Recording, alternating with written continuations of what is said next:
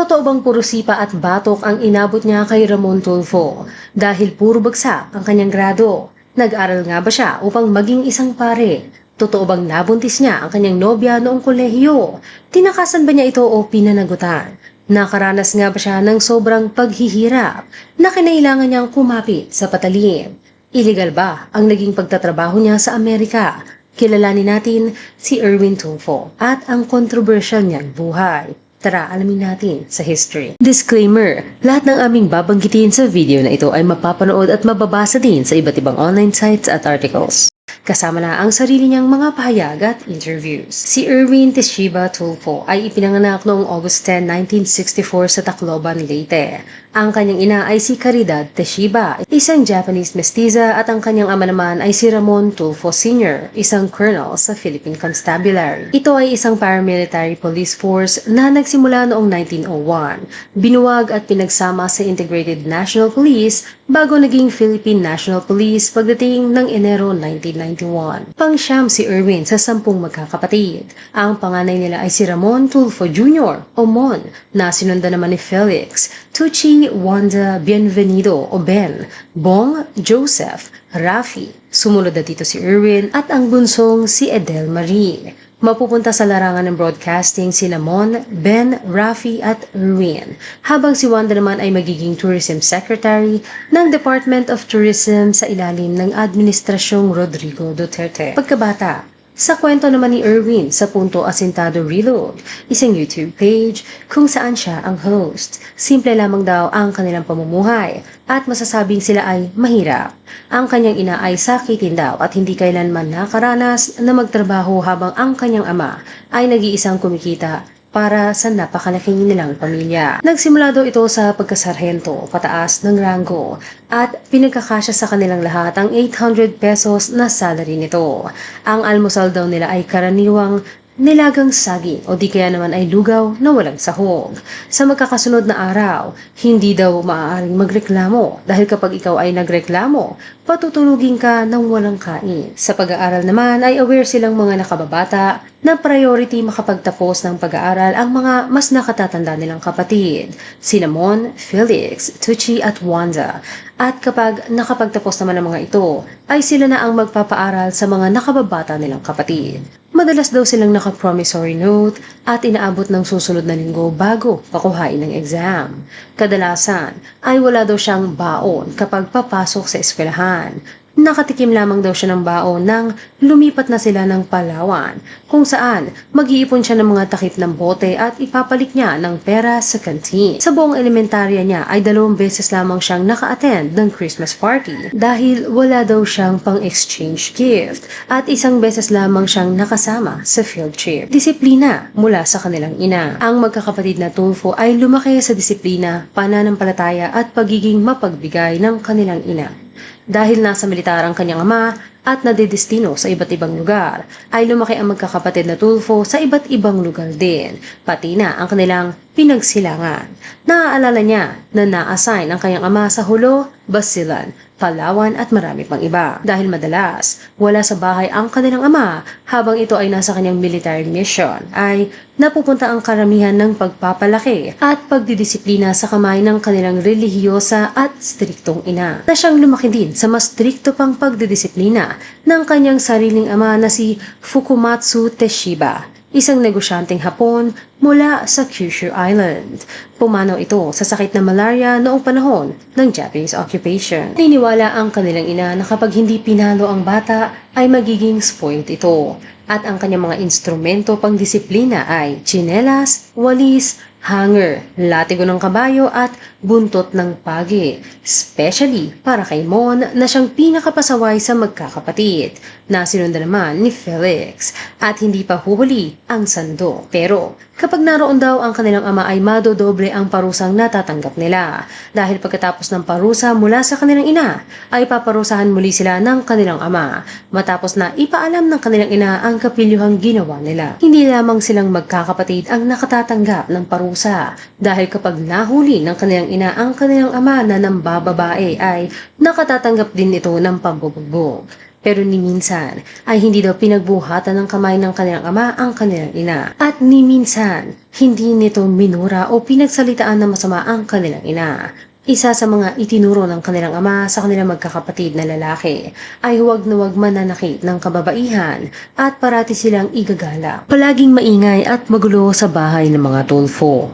Ang mga nakababatang kapatid gaya nila Ben, Bong, Joseph, Rafi, Erwin at Edel Marie ay halos sabay-sabay na umiiyak para sa atensyon, naglalaro o kaya ay nag-aaway-away habang ang mga nakatatandang kapatid na sina Mon, Felix, Tucci at Wanda ay sinisigawan sila upang patahimikin o kaya naman ay gumagawa ng paraan upang pakalmahin ng mga ito dahil kailangan nilang gawin ang kanilang takdang aralin. Sabi pa nga ng panganay nilang Simon ay hindi niya halos maisip kung paano nakayanan ng kanyang ina at ilang kasambahay ang nakabibinging ingay at gulo na mula sa kanilang 10 magkakapatid araw-araw. Dahil relihiyosa ang kanilang ina ay tutok din ito sa pagtuturo sa kanila ng salita ng Diyos at pananampalataya. Lumaki kasi ito na ilan sa mga kamag-anak niya sa mother's side ay mga pare at madre, kaya naman ay araw-araw itong nagpupunta sa simbahan at natigil lamang ito noong mag-edad 80 na at hirap nang gumalaw. Gayunpaman ay parati itong nagpupunta sa kanyang prayer room. Bantay sarado daw sila nito gabi-gabi habang pinangungunahan ang pagdarasal at pagrorosaryo nila. Kapag may nakita daw itong natutulog, ay kurot o pingot ang aabutin sa kanya. Madalas din daw nitong ipagdarasal ng malakas na kuhain na ang mga anak niyang lalaki bilang masamang tao. Natatawang sinabi ni Mon na natatakot daw matulog noon ang ilan sa mga nakababatang kapatid niya dahil sa takot na sila ay kuhain nga ng Diyos. Tasal din daw ang naging sandalan nito sa kahit anong bagay, lalo na noong panahon ng pananakop ng mga Hapon. Dalaga pa siya noon at ipinagdarasal niyang huwag sanang madiskubre na siya ay half Japanese. Maglalagay siya ng putek sa kanyang muka at katawan at magdarasal na hindi mapahamak dahil ang mga kalalakihan ay at ang mga kababaihan naman na matitipuhan ay kukuhaan ng puri. Maging ang sarili kong lola na nabuhay sa panahong iyon ay minsan nang nakapagkwento ng parehong senaryo. Sinabi niya na nagpapahid naman daw sila noon ng uling sa kanilang mga muka at katawan o di kaya'y naglalagay ng binilog na bagay.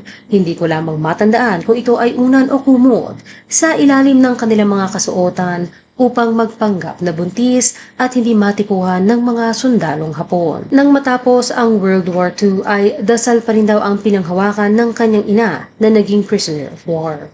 Ayon sa isang article mula sa Inquirer na isinulat mismo ni Mon Tulfo, ang kanyang ama at ina ay unang nagkita sa isang malaking concentration camp sa Davao City, kung saan inassign ang kanyang ama upang imbestigahan ang war crimes na kinasasangkutan ng mga sundalong Hapon. Na love at first sight daw noon ang kanyang ama nang makita si Caridad na kanyang kinuha upang magtrabaho bilang kanyang interpreter. Mataas pa daw noon ang damdamin at sentimiento ng mga Pilipino laban sa mga Hapon.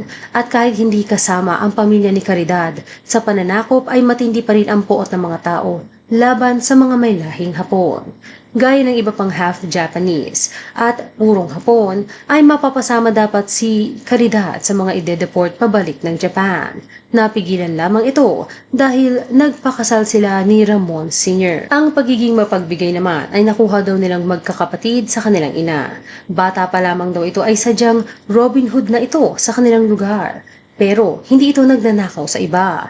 Nangunguha daw ito ng mga school supplies sa sariling tindahan ng kanyang mga magulang upang ipamigay sa mga kaklase niyang salat sa buhay. At kapag nahuli siya ng mga kasambahay, ay susuhulan niya amang ito ng 5 piso upang hindi siya isumbong. Nakuha daw ng kanyang ina ang katangiang ito mula sa kanyang ama na napaka mapagbigay din. Palaging nagdo-donate sa mga charity at tinutulungan ang kanyang mga empleyado tuwing darana sa mga ito ng kagipitan.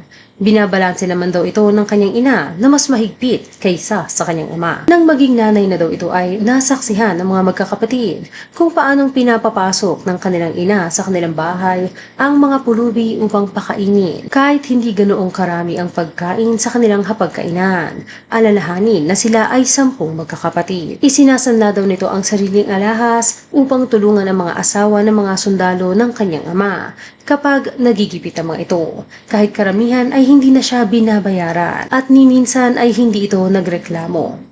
Nang tumanda naman daw ang kanilang ina ay ipinamimigay nito ang monthly allowance na kanyang nakukuha sa kanyang mga anak, papunta sa mga naghihirap na pare at madre, pati na sa mga ampunan. Palagi daw nitong sinasabi na sila ay ipinagpala at tungkulin nilang ipamahagi ang anumang pagpapalang natatanggap nila. Ito daw ang dahilan, ayon kay Mon, kung bakit naging likas na rin sa kanilang magkakapatid ang maging mapagbigay sa mahihirap at ipaglaban ang mga ito. Pagpasok sa journalism at pagiging TNT. Grade 2 pa lang ay aktibo na si Erwin sa pagiging sakristan. Kaya naman inudyukan siya ng kanyang ina na magpare. Hindi naman ito tinutulan ni Erwin. Una niyang nagustuhan ang kasuotan ng mga ito, ang sotana, at nang dumaon ay nagdesisyon siyang magpare. Nais daw talaga ng kanilang ina na magpare ang mga anak niyang lalaki, lalo na ang mga pasaway, maliban na lamang kay Mon na alam niyang hindi matatapos ang kurso kung kanyang pipilitin. Para sa high school ay nag-aral ng 4 na taon si Erwin sa Seminario de San Jose sa Palawan. Kalahati ng tuition ay sagot ng kura paroko, habang ang kalahati ay sinagot naman ng kanyang ama. Bago nagbago ang kanyang isip at lumipat sa Iloilo. Doon ay nag-aral naman siya ng philosophy ng 1 taon. Pero sandali lamang ay muling nagbago ang kanyang isip at naisipan na mag-aral ng journalism, gaya ng kanyang kuya Mon na siyang nakapagtapos na ng kolehiyo. Tutol naman si Mon nakakagraduate lamang ng kolehiyo at kasalukuyang nagtatrabaho na dahil siya ang magpapaaral kay Erwin. Sinabihan niya ito na wala siyang kikitain sa journalism, gaya ng iba pang mga journalist na sikat nga ay mamamat naman ng dilat ang mata. Stricto daw ang kanyang kuya Mon, kaya kumuha ng kursong accounting si Erwin sa University of the East sa Manila. Pero nang nasa 4th year na siya ay tiningnan ni Mon ang kanyang grades at nang makitang 3 ang grado niya sa mismong major subjects niya ay pinaulanan siya nito ng batok, sipa at lahat ng murang maibabato nito. Aniya ay ipinakain pa nga daw nito sa kanya ang kanyang report card. Pero mas pasasakitin pa niya ang ulo ng kanyang kuya Mon. Habang nasa kolehiyo ay napabarkada daw siya. Kasabay nito ay magulong-magulo na ang paligid dahil sa kaliwat kanang mga rally at banggaan ng gobyerno at mga rebelde at naging batang ama pa siya. Ayon sa mismong kwento ni Erwin Tulfo sa Philippine Public Affairs and News Commentary Program na Punto Asintado Reload, kung saan siya ay co-host, nabuntis niya ang kanyang nobya na tubong Pangasinan. Dahil siya ay mula Pampanga, inabisuhan siya ng mga kabarkada niya na takasan ito at umuwi ng kanilang bahay. O di kaya ay ipatanggal ang bata sa sinapupunan.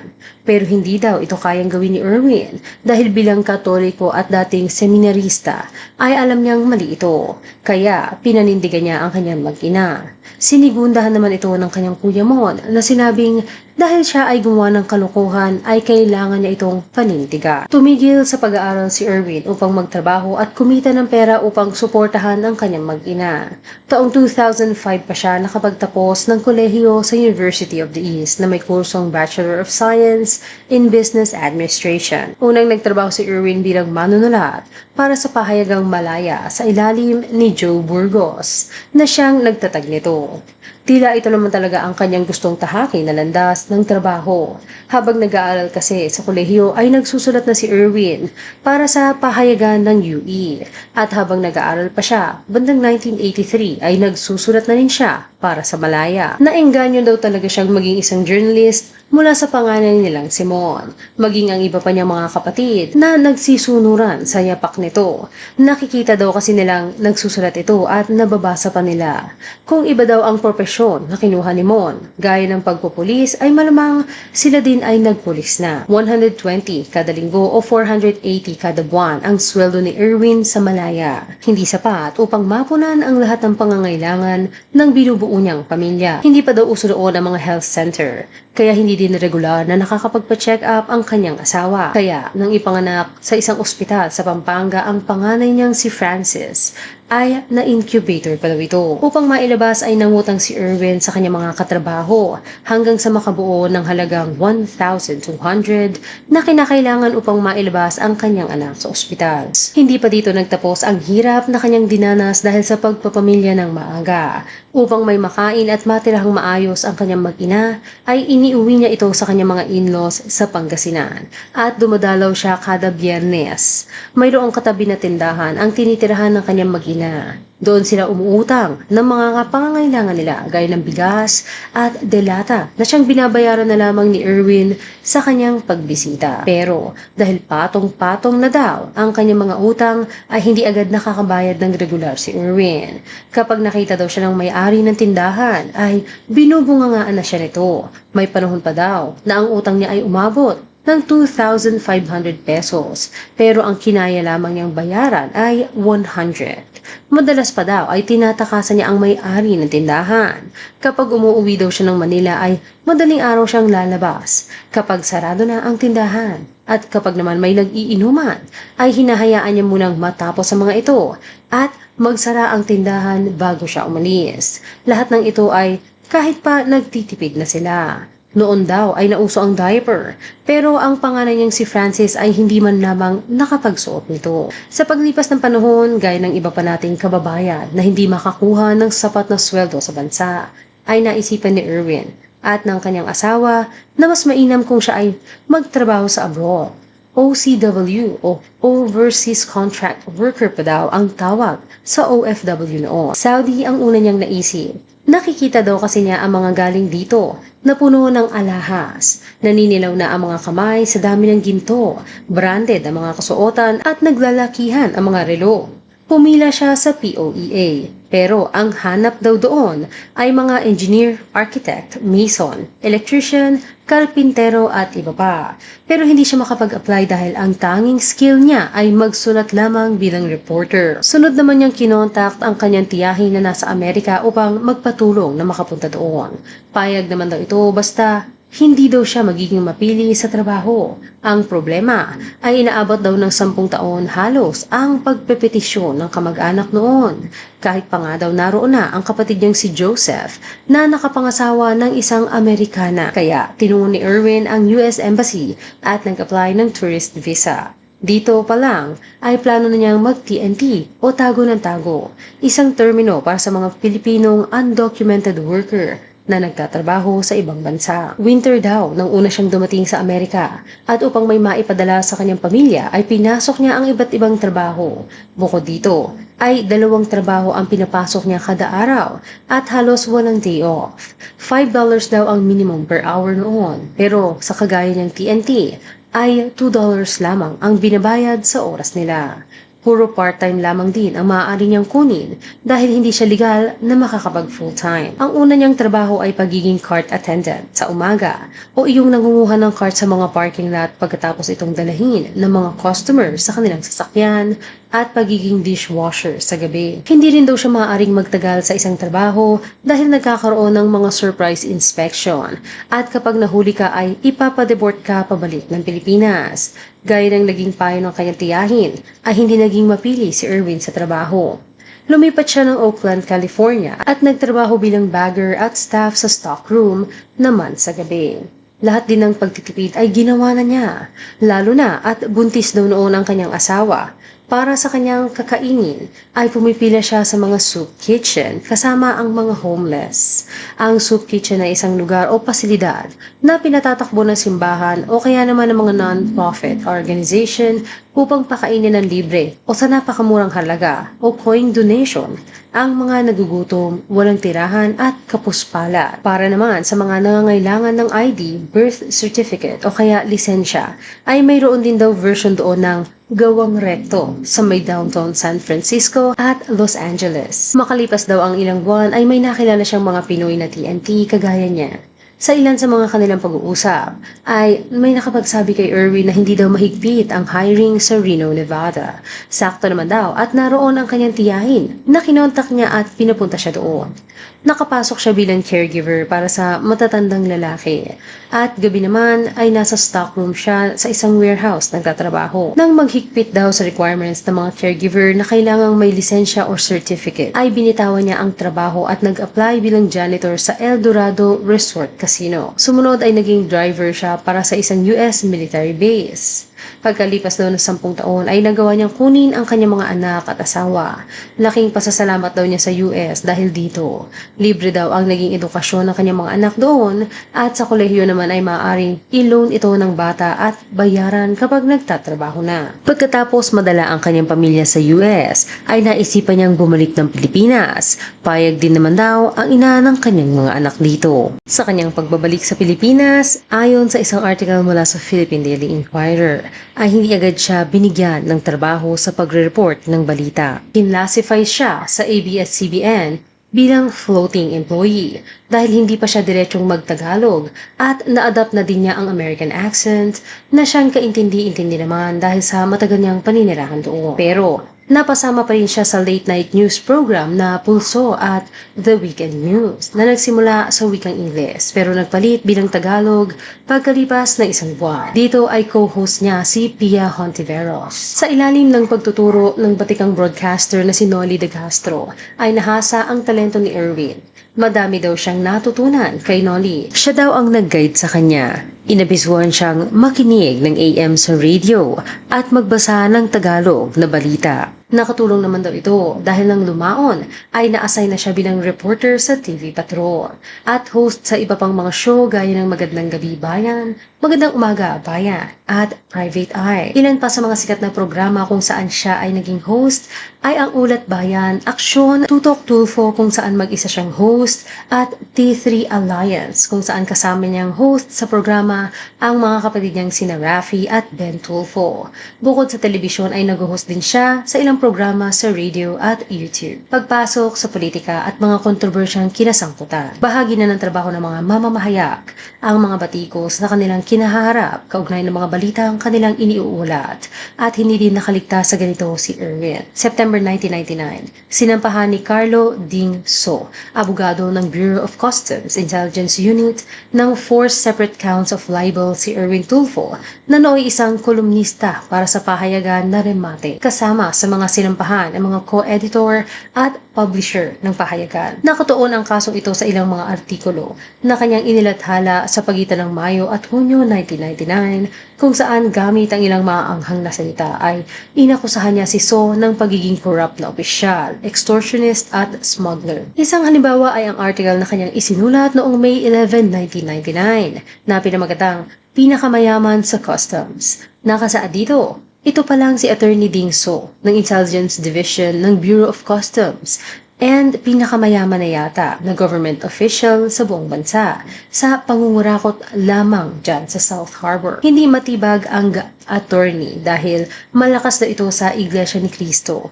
Hoy So, nakakahiya ka sa mga INC. Ikaw na yata ang at magnanakaw sa miyembro nito. Balita ko, malapit ka nang itiwalag ng nasabing simbahan dahil sa mga kalokohan mo. Abangan bukas ang mga racket ni So sa BOC. Ayon kay So, dinungisan ng mga artikulong isinulat ni Erwin ang kanyang reputasyon at nagbunga ito ng kahihiyan at pagkawalang respeto sa kanya sa paningin ng kanyang mga kapwa miyembro ng Iglesia ni Cristo. Sa pagliliti sa inamin ni Erwin na hindi niya kilala si So at hindi niya ito nakaharap bago ang publication ng kanyang article. At ang impormasyong kanyang inilabas ay galing lamang sa iisang hindi pinangalanang source na nagtatrabaho din sa loob ng BOC. Hindi niya i-verify ang impormasyon bago niya ito inilabas sa pahayagan. Taong 2000 ay hinatulan siya ng Pasay City RTC kasama na ang kanyang mga editor ng guilty sa 4 na kaso ng libel at sinintensyahan ng 4 na taong pagkakakulong. Umapela ang kampo ni Tulfo pero ibinasura ito ng Court of Appeals noong 2003. Pagdating ng September 2008 ay naglabas ng pinal na desisyon ang Supreme Court kung saan pinagtibay ang naunang hatol ng guilty laban kay Tulfo at sa apat pa niyang kasamahan. Binigyan din nila ang press freedom ay hindi dahilan upang maabsuelto sa irresponsableng pamamahaya. Pero tinanggal nila ang hatol na pagkakakulong at pinalitan ito ng kabuoang multa na 6,000 pesos para sa bawat bilang o tig 24,000 pesos bawat nagkasala at inatasang magbayad ng 1 million pesos magkakasama o magkahiwalay kay Attorney Carlos So para sa moral damages. Taong 2010, umani ng labis-labis na pambabatiko si Erwin Tulfo dahil sa naging irresponsableng pamamahayag niya habang nagaganap ang makasaysayang Manila hostage crisis. Agosto 23, 2010. Kinuhang hostage ni dating Police Captain Rolando Mendoza ang isang tourist bus na may sakay na 25 katao. Karamihan ay Hong Kong nationals sa Manila Grandstand. Sa pagitan ng mga kritikal na sandali ng pakikipagnegosasyon ng mga otoridad, ay tinawagan at salitang nakipag-usap si Erwin at co-host niyang si Michael Rogas sa kanilang program na DZXL na Radyo Mo Nationwide kay Mendoza. Ayon sa Incident Investigation and Review Committee o IIRC, ay halos isang oras ang itinagal ng kanilang pakikipag-usap kay Mendoza at paulit-ulit na sinasabing naririnig siya sa buong mundo. Nagbabanta pa noon si Mendoza na babarilin ang kanyang mga hostage kapag hindi pinakawalan ng mga pulis ang kapatid niyang si SPO2 Gregorio Mendoza na nauna nang sumubok na siya ay pasukuin. Ang linyang ginamit ni Erwin at Michael ay siya ring linya na sinusubukang kontakin ng mga pulis na sana ay gagamitin para sa pakikipagnegosasyon. Ang pag-interview umano ni Erwin kay Mendoza ay isang panghihimasok at naging hadlang sa pakikipagnegosasyon ng mga otoridad at isang malinaw na paglabag sa broadcast code na itinakda ng kapisanan ng mga broadcaster ng Pilipinas o KBP. Itinanggi ni Erwin na siya ay nanghimasok. Hindi din daw niya alam na ang ginagamit niyang linya ay siya ding linya na sinusubukang gamitin ng mga pulis upang makontak si Mendoza. Mayroon daw iba pang cellphone ang suspect. Inamin naman niyang ang naging kilos niya ay bunsod ng rating wars o paramihan ng rating sa pamamagitan ng pagkuha ng eksklusibong pamamalita.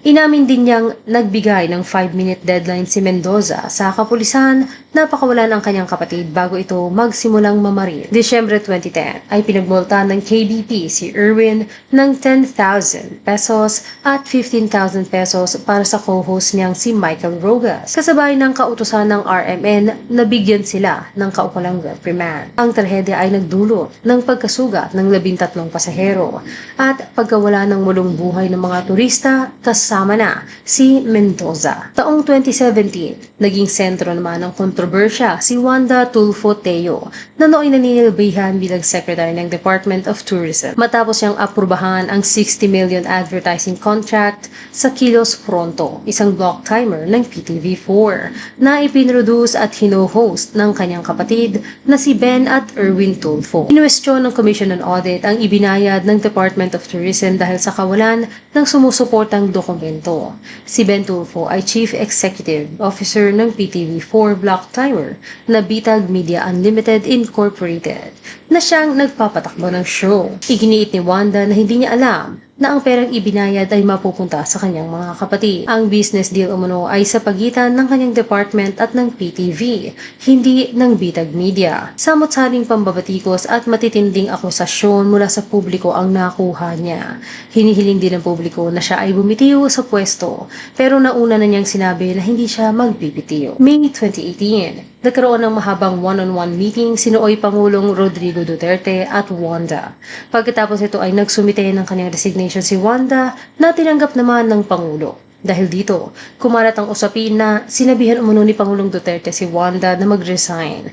Pero ayon sa abogado at spokesperson ni Wanda na si Attorney Ferdinand Topacio, ang kliyente niya mismo ang nagdesisyong mag-resign matapos niya itong pag-isipang mabuti at bilang pagkalima sa prinsipyo ng delikadeza. Dagdag pa niya ay isa sa uli ng Bitag Media Unlimited Incorporated ang ibinayad sa kanilang 60 million pesos sa kabila ng pag-resign ni Wanda. Ang kanyang asawa na si Roberto Teo ay nag-resign din sa kanyang posisyon sa Board of the Tourism Infrastructure and Enterprise Zone Authority o TIEZA pagkatapos na makatanggap ng kritisismo sa conflict of interest at nepotism. Pagdating ng Hulyo, ayon sa isang article mula sa ABS-CBN, ay ipinost ni Ben Tulfo sa kanyang Facebook na sa mga nagsasabing isauli ang pera at hinihintay daw ang 60M, mamuti na ang mga mata nyo. Wala kaming isasauli. Sa parehong buwan, sa isang episode naman ng show na Bitag, ay sinabi ni Ben na, "Excuse me, tinrabaho namin yon. May kontrata. Mayroon kaming kopya, lahat, ebidensya. Malinis ho ang konsesya namin. Hindi ho kami nangulimbat, hindi ho kami nagnanakaw ng pera sa gobyerno. Kung kami po ay binayaran dahil po may serbisyong idinuro," dagdag pa niya. Nabatikos din dito ang abogado na nauna nang nagsabing isa sa uli ng magkakapatid ang pera.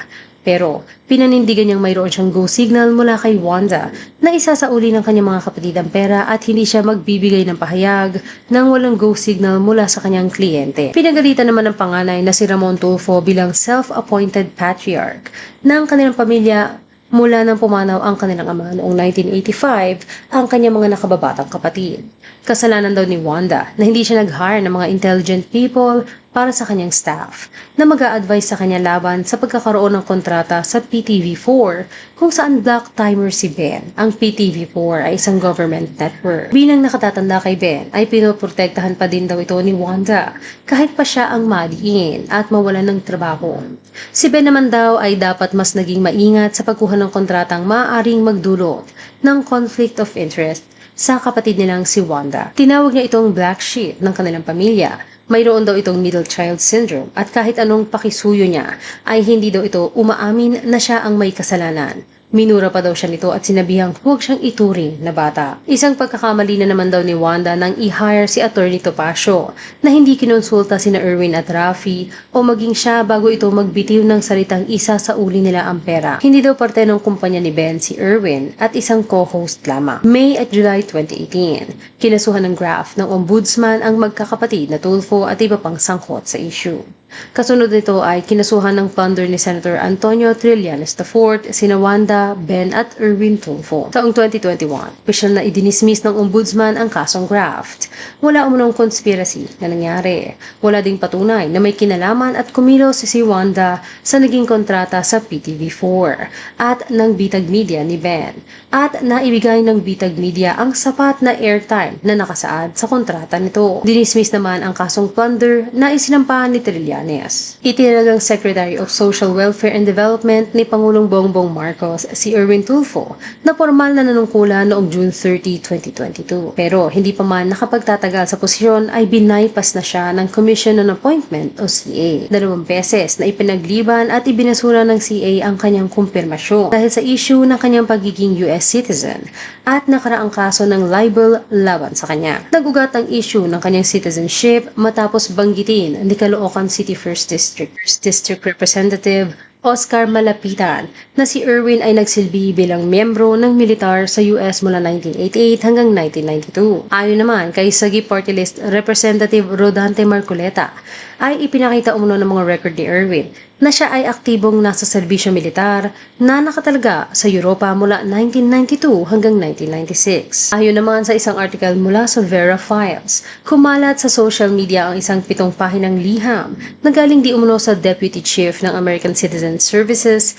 at Consul ng United States na si Michael W. Leach. Naka-address ito sa isang Eric Sylvester Tulfo o sa iba naman ay Erich. Nakasaad sa liham na binabawi na nito mula kay Tulfo ang pasaporteng ibinigay sa kanya sa ilalim ng pangalang Erich Sylvester Tulfo na may passport number na 566700178 kasama na ang anumang iba pang may bisang US passport na ibinigay sa kanya. Kasama din sa liham na hindi niya tunay na pangalan ang Erich Sylvester Tulfo at hindi din totoo ang detalye niya dito gaya ng araw at lugar ng kanyang kapanganakan na December 30, 1965 sa Hawaii at ang kanyang sertipiko sa US ay nakuha sa mapanlinlang na na paraan. Si Erwin ay pinanganak sa Tacloban, Philippines noong August 10, 1964. Matatandaan sa statement ni Erwin sa Punto Asintado Reload noong January 6, 2025 na inamin niyang siya ay nag-TNT ng 10 taon sa US. Ipinaliwanag niya dito na maaaring kumuha ng peking dokumento sa ilang lugar doon, gaya ng downtown LA, pero hindi niya sinabi na siya ay kumuha ng anumang peking sertipiko. Bagkus ay nagpalipat-lipat siya ng trabaho na hindi kailangan ng dokumento. Ayon sa kanya, ay wala umuno siyang niloloko o iniscam na Pilipino o maging Amerikano dahil bawat sentimo na kanyang ipinapadala ay galing sa kanyang pagod at pawis. Ang tanging kasalanan lamang daw niya ay nag-TNT siya. Ayon naman sa isang article mula sa GMA News Online, sinabi ni Erwin na hindi umuno nawala kailanman ang kanyang Philippine citizenship. Nanilbihan umuno siya sa US Army matapos siyang i-recruit ng isang American citizen na kinaibigan siya at inalok na pumasok sa militar. Hindi daw niya alam kung sa anong paraan siya nakuhaan ng requirements at dokumento na kanyang gagamitin sa pagpapa-enlist at kung sino o sino-sino ang nagproseso nito, pero nakatanggap daw siya ng dokumento na nagsasabing magsaserve siya sa ilalim ng US Army na may pangalang Erich Sylvester Tulfo na ipinanganak noong December 30, 1965. Binigyan din siya ng pasaporte na mayroong parehong detalye. Maging ang pagkakaroon niya ng 10 anak sa 4 na babae ay naungkat din sa isang hearing ng CA. Binanggit ni Surigao del Norte 2nd District Representative Johnny Pimentel na napansin niyang makulay ang love life ni Erwin. Tinanong niya kung maayos ang relasyon nito sa ina ng kanyang mga anak at sinabi naman ni Erwin na maayos naman at nag-uusap sila. Itinanong din ni Congressman Pimentel kung hindi ba magiging sagabal sa kanyang trabaho sa serbisyo publiko dahil marami siyang makikilalang babae. Sinugot naman ito ni Erwin na bata pa daw siya nang magawa niya ang mga pagkakamaling yun. Ngayon daw, na siya ay matanda na, nag-iba na din ang kanyang pananaw at natuto na sa mga pagkakamali niya dati. Sa huli ay sinabi ng kongresista na susuportahan niya si Erwin dahil naniniwala siyang magiging mahalagang asset ito sa pamahalaan dahil sa kanyang karanasan sa serbisyo publiko. Ang kaso naman sa kanyang libel ay itinuring ng ibang CA bilang krimen na may kinalaman sa moral turpitude o kawalan ng moralidad o integridad. Nasa ilalim ng batas ng Pilipinas, ang mga taong napatunayang nagkasala sa mga ganoong uri ng krimen ay hindi pinapayagang humawak ng posisyon sa pamahalaan. Dahil sa mga isyong ito ay 2 beses na ibinaypas ng CA si Erwin at tuluyan na siyang pinalitan sa pwesto noong Disyembre 2022. Makalipas lamang ang 6 na buwan. Matapos mabigo sa DSWD ay pumasok siya bilang substitute nominee sa ACT-CIS party list noong May 30, 2023. Nanumpa siya bilang party list representative at tinaguri ang House Deputy Majority Leader noong August 9, 2023. Nito lamang June 2026 ay lumabas ang 18 individual na nagpakilalang ex-Marines. Sinabi nilang nagde-deliver sila ng mga maletang naglalaman ng milyong-milyong halaga ng pera sa ilang mga politiko at idinawit nila ang pangalan ni Erwin Tulfo, kasalukuyang Pangulo natin, Senator Tito Soto, Representative Laila de Lima at marami pang iba. Sa ngayon ay dinidinig pa ang kaso at wala pang napapatunayan. Hanggang dito na lang. Kayo anong masasabi niyo sa kasaysayan ni Erwin Tulfo? I-comment lamang ang inyong opinion sa ibaba. Salamat sa pakikinig. Huwag kalimutang mag-subscribe sa aming channel at i-click na rin ang notification bell. Hanggang sa muli.